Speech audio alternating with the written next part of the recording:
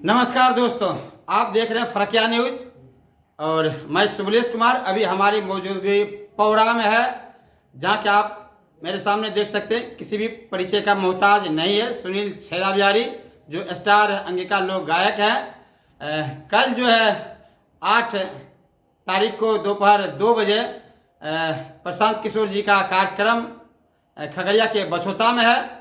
आइए हम उन्हीं पर जो है उसी विषय पर आज चर्चा करेंगे कि प्रशांत किशोर जी जो आ रहे हैं तो उसके लिए क्या कुछ यहाँ व्यवस्था किया गया है, क्योंकि सुनील छैला संभावित यहाँ का जो है विधायक प्रत्याशी है जन स्वराज का।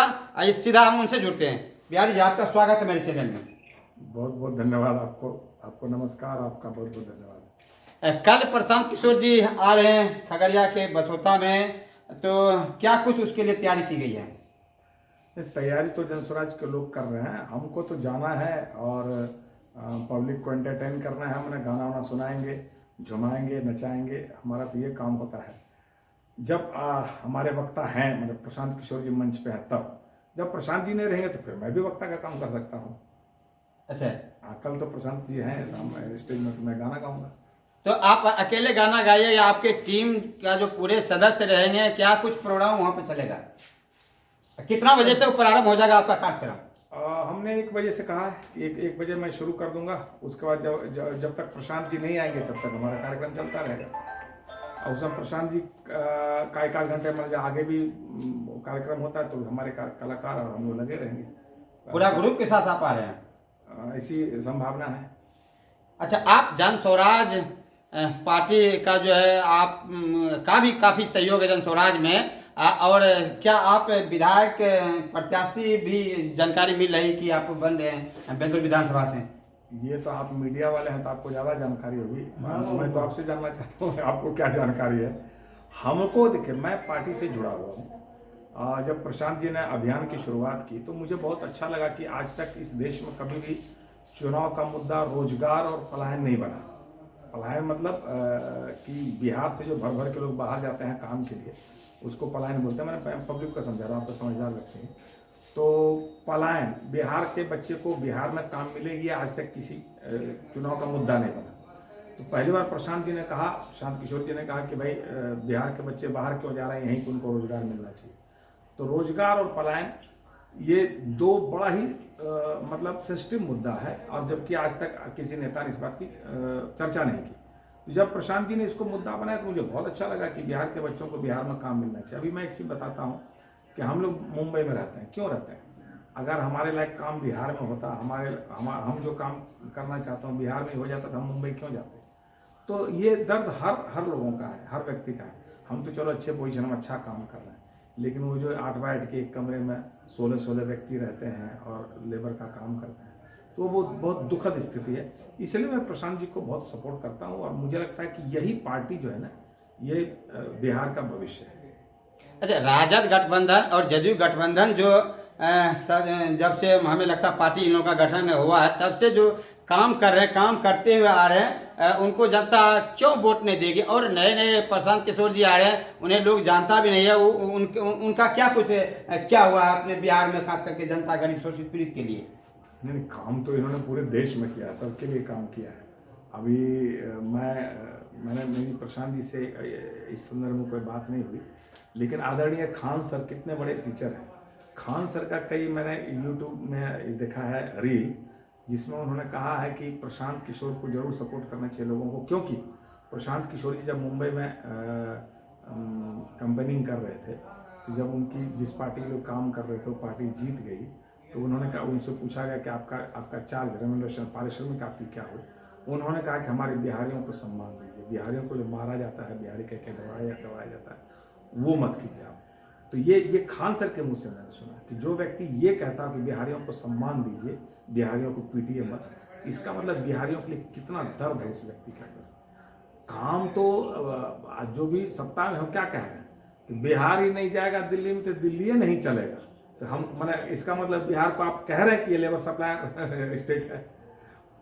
अगर आप ये भी कहते कि हम अगर सब्जी नहीं भेजेंगे तो दिल्ली वाले खाएंगे क्या, तो इसका मतलब हम सब्जी का सप्लायर होते, आप तो लेबर सप्लायर बन गए ना। आप तो खुलेआम कहते हैं, जो भी यहाँ के नेता बोलते हैं दिल्ली नहीं जाएगा, हमारे यहाँ का आदमी तो दिल्ली चलेगा, कौन बनाएगा बिल्डिंग? हमको आपने बिल्डिंग में काम करने वाला बना दिया, हमको आपने दरबान बना दिया। क्या हम दरबान बनने के लिए पैदा हुए हैं क्या? यही तो बिहार का भविष्य इन्होंने बना कर रखा है, जिसको आप कहते हैं इन लोगों ने काम किया। क्या काम किया बताएं तो?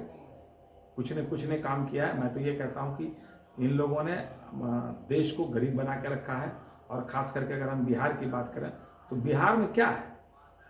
बिहार, झारखंड, बंगाल और उत्तर प्रदेश, तो हम तो लेबर सप्लायर हैं। अक्सर पीटा जाता है ना हमको, दिल्ली में, बम्बई में, गुवाहाटी में, जो भी है, हम जहाँ बिहार से बाहर जाते हैं हमको मारा जाता है, हमको उनके शर्तों पे काम करना पड़ता है। अभी पंजाब में दौड़ा दौड़ा के पिटा गया कुछ दिन पहले। तो हमारी नियति यही बन चुकी है कि हमारे बच्चे दूसरे प्रांत में जाएंगे। और जब मुख्यमंत्री खुद ही आंख दिखलाने दिल्ली जाते हैं, तो मुझे लगता है मुख्यमंत्री को शर्म आनी चाहिए। वो जाते हैं आंख दिखलाने के लिए दिल्ली, और बिहार की जनता जाती है वो विराटनगर। तो इसका मतलब सोचिए कितनी शर्म की बात है कि बिहार में आपने एक आंख का अस्पताल नहीं बनाया, जिसकी वजह से मुख्यमंत्री को जाना पड़ता है दूसरे स्टेट में। तो उस स्टेट में क्या काम हुआ है? हाँ, नीतीश कुमार जी का फिर भी हम लोग इसलिए सम्मान करते हैं कि नीतीश कुमार जी ने सड़क बनवाई, बिजली लगवाई। बिजली तो खैर केंद्र सरकार की तरफ से हुआ, लेकिन कम से कम सड़क और स्टार्टिंग पीरियड में जो कानून व्यवस्था की स्थिति सुधरी, उसके लिए हम नीतीश कुमार जी का सम्मान करते हैं। और मैं व्यक्तिगत तौर पे इसलिए भी नीतीश कुमार जी का सम्मान करता हूँ कि जब मैं पदयात्रा करके गया था 25 दिनों के बाद, जब मैं उनसे मिला तो मुझे उन्होंने 750 करोड़ की घोषणा की, खगड़िया को 750 करोड़ का पैकेज दिया। ऐसे क्षेत्र में आके 307 करोड़ ही दिया, फिर भी मैं सम्मान करता हूँ कि ठीक है, बोला ज़्यादा दिया कम। अभी कुछ दिन पहले सम्राट जी ने आके 300-400 करोड़ की घोषणा की, तो हम ये मान के चलते हमारा ही पैकेज अभी तक दे रहे हैं, बाकी जो बचा हुआ था। तो फिर भी मैं नीतीश जी का सम्मान करता हूं, और बिहार की जनता भी करती, तभी उनको बार बार ये कर रही है। हाँ, इन दिनों नीतीश कुमार जी अब शिथिल हो गए हैं, अब वो बात नहीं है, अब तो बीमारी से ग्रसित है। फिर भी हम उनका मजाक नहीं उड़ाते हैं। ये तो समय है, उम्र है, जो किसी को नहीं छोड़ेगा। हमारी आपकी भी यही स्थिति होगी। लेकिन उन्होंने जो स्टार्टिंग पीरियड में 5 साल जो काम किया वो बेमिसाल है, इसलिए हम लोग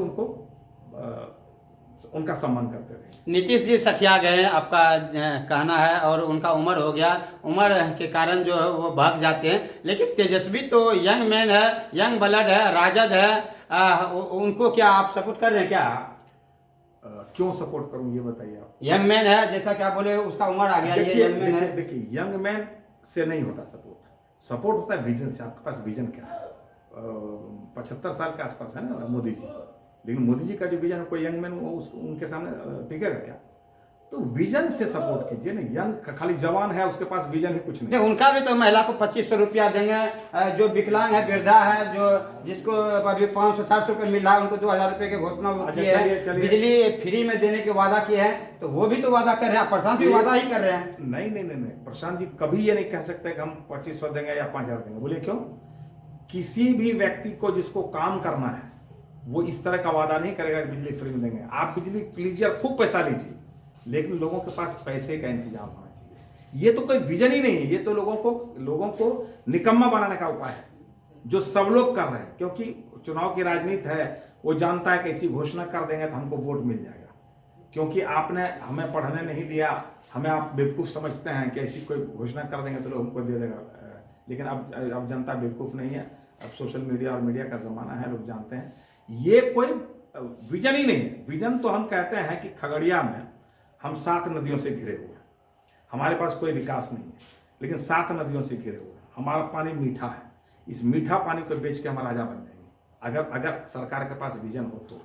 ये मीठा पानी, महाराष्ट्र में पानी नहीं है, और पानी है तो खारा पानी, हमारे पास मीठा पानी है। अगर हमारे यहाँ कोल्ड ड्रिंक्स की फैक्ट्री हो, जूस की फैक्ट्री हो, कोल्ड ड्रिंक्स में पानी की आवश्यकता होती है। हमारे यहाँ पानी सब मीठा है, और 7 नदियाँ हैं, हम पानी का राजा है। ये पानी बेच के हम राजा बन जाएंगे। हम उससे मछली उत्पादन करेंगे, बिजली उत्पादन करेंगे, मकई पर आधारित उद्योग यहाँ लगे तो मक्का इतना उपजाते हैं पूरी दुनिया में। फर्किया जो है ना, पहले एशिया में जब हम पदयात्रा किए थे उसमें हमने मुद्दा दिया था कि पूरे एशिया में मक्का उत्पादन में हम 1 नंबर है। अभी हम पूरी दुनिया में 1 नंबर हो। अभी 1-2 साल पहले रिपोर्ट आई कि पूरी दुनिया में 1 नंबर फर्किया, लेकिन मक्का पे आधारित कोई उद्योग नहीं है। मैं उसके लिए प्रयास कर रहा था। शहनाबाद जी जब उद्योग मंत्री थे, मेरी बातचीत चल रही थी, उन्होंने कहा था कि आप 25-30 बीघा जमीन का इंतजाम कीजिए, मैं आपको इथेनॉल की फैक्ट्री दूंगा। लेकिन नीतीश कुमार जी उनको मैंने अति से डर से ये इतना अच्छा काम कर रहे हैं, कोरोना पीरियड में 5 फैक्ट्री उन्होंने शुरू कर दी। बिहार में। तो उनको इतना अच्छा काम कर रहे थे कि अभी तक उनका 50 फैक्ट्री शुरू हो गया रहता बिहार में, वो सरकार गिरा दी, क्योंकि उनको लगा कि अगर ये इतना अच्छा काम कर रहा है ना कि सारा वोटर बीजेपी की तरफ भाग जाएगा तो हमको कौन पूछेगा, उन्होंने सरकार गिरा दी। लेकिन उससे हमारी बात हुई थी, हम लगातार प्रयासरत हैं कि हम खगड़िया में, बेल्दौर में एक इथेनॉल फैक्ट्री लाएं। तो इथेनॉल फैक्ट्री लाना मतलब मक्का उत्पादन को बल मिलेगा, बल तो है, उत्पादन तो अच्छा है, लेकिन किसानों को पैसा नहीं मिल रहा है। तो उसके लिए तो मक्का हो गया। अब दूध पे आधारित उद्योग यहाँ होना चाहिए। हमारा दूध पूरी दुनिया में सबसे अच्छा है, क्योंकि यही सुधा का दही आप खाइए वाला पटना का, और यही खाइए आप बेगूसराय या बरौनी में दे दिया, वहाँ का दूध दही खाइए, इतना टेस्टी लगेगा। क्योंकि हमारा जो दूध है वो सबसे टेस्टी और सबसे अच्छा है, लेकिन हमारे पास बाजार नहीं। मैं कल इस पर भी एक गाना गाऊंगा। अच्छा, कल जो है आप लोगों का जो कार्यक्रम उसमें कितना लोगों के आने की संभावना, उनके लिए क्या कुछ व्यवस्था की गई है? नहीं, देखिए वो लोग कितना ला रहे हैं, ये तो जनस्वराज के जो काम वो देखते हैं, उनके दिमाग में बात है कि कितने लोग आएंगे, क्या होगा, उसके बारे में मैं कुछ नहीं बता सकता हूँ। हमारा यह है कि जो लोग आएंगे उनको मैं ऐसे गाने सुनाऊंगा, जो प्रशांत जी भाषण देते हैं, मैं गाने में वो बात बताऊंगा गायकी के माध्यम से। अच्छा, कुछ एक दो गाना गुनगुना के बताइए। जनता का सुंदर राज यही है जन स्वराज, जनता का सुंदर राज यही है जन स्वराज, जनता का सुंदर राज यही है जन स्वराज, इसे घर घर तक पहुंचाना है। बिहार के नौजवानों अब नया बिहार बनाना है, बिहार के भाई बहनों अब नया बिहार बनाना है। सॉरी। तभी मिलेगा सबको रोजी रोजगार, रोकना है पलायन की रफ्तार, मिलेगी सबको दवाई, होगी अच्छी पढ़ाई, स्वास्थ्य शिक्षा का दीप जलाना है। बिहार के नौजवानों अब नया बिहार बनाना है। वृद्धा पेंशन मिलेगी सबको 2-2 हजार, पी के दिलवाएंगे जीने का अधिकार, मिटेगा भ्रष्टाचार, होगा सुंदर बिहार, छैला बिहारियों को जगाना है। बिहार के नौजवानों अब नया बिहार बनाना है, बिहार के भाई बहनों अब नया बिहार बनाना है। मजदूर किसानों जन जन का सुराज लाना है। अच्छा, एक स्वागत गान गाकर थोड़ा हमारे दर्शक को बताइए, स्वागत जो प्रशांत किशोर का किस तरह से कीजिएगा आप लोग? नहीं, मैं चूंकि प्रशांत जी जब आएंगे तब तो मैं मंच पे रहूंगा नहीं, मतलब उनके आते आते मैं गाना समाप्त करता हूँ। तो स्वागत गान तो मैं नहीं गाता हूँ, लेकिन अगर आप कहेंगे तो मैं रात को लिख लूंगा, कल मैं स्वागत गान सुना दूंगा। स्वागत तो जनरली क्या होता है, कहीं भी कोई नेता जाते हैं, हम लोग भी कहीं जाते हैं, तो स्कूल के बच्चे लोग आके स्वागत गान सुनाते हैं। हम तो जगाने वाला गाना सुनाते हैं। एक गाना जो मैं कल सुनाऊंगा, मैं भी रात को और तैयारी कर लेता हूँ।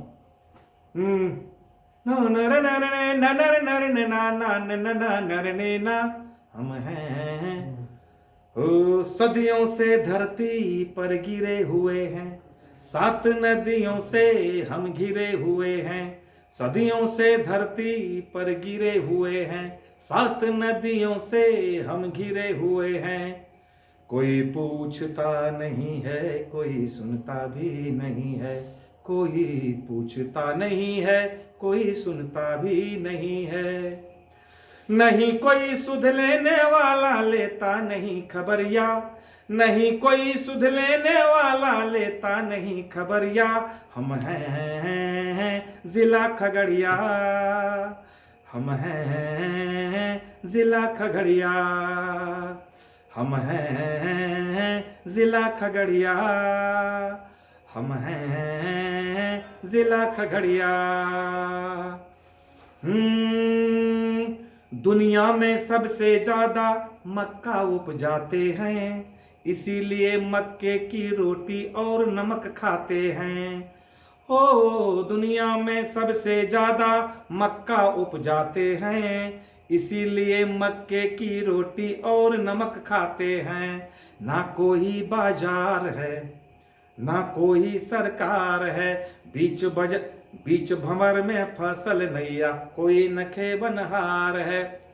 टोडरमल ने फर्क कर दिया नाम पड़ा फर्किया, टोडरमल ने फर्क कर दिया नाम पड़ा फर्किया। हम हैं जिला खगड़िया, हम हैं जिला खगड़िया, हम हैं जिला खगड़िया, हम हैं जिला खगड़िया। आपने फर्किया न्यूज रखा है, तो फर्किया की कहानी यही है कि जब अकबर के दरबार में ये टोडरमल थे, वो लगान वसूली करते थे, तो उनको बोलता था जाओ ये अपने इलाके में वसूली करने, तो बोलता था नहीं उधर नहीं जाऊंगा, उधर कोई साधन ही नहीं है, उन्हें आने जाने की कोई साधन नहीं है, तो उसका नाम रख दिया फर्क किया। तो आज भी फर्क किया रह गया। इसी को मैंने मुद्दा बना था, जो मैंने पदयात्रा किया था, हमारा मुद्दा यही था कि टोडरमल ने फर्क कर दिया नाम पड़ा फर्किया। और नीतीश जी को मैं बोलता था कि आप भी तो साथ मिला लीजिए, सब तो फर्क ही कर दिया। तो क्योंकि वो पहले अपने जिले को 5000 करोड़, उसको 3000 करोड़, उसको 5000 ऐसे देते थे। तो हमारे जिले को 23 करोड़ का पुल दिया था, जिसमें सारे डफली बाजार के खगड़िया के सारे नेता 23 करोड़ का पुल, 23 करोड़ का पुल। हम पहला आदमी हमने कहा भाई ऊंट के मुंह में जीरा का फोरन, 23 करोड़ से खगड़िया को क्या होगा, खगड़िया तो पिछड़ा हुआ जिला है। तो लोगों ने खगड़िया के नेताओं ने पूछा कितना चाहिए, हमने कहा 5000 करोड़। तो जाके बीच बचाव करके 750 करोड़ उन्होंने कहा, लेकिन 307 करोड़ ही दिया।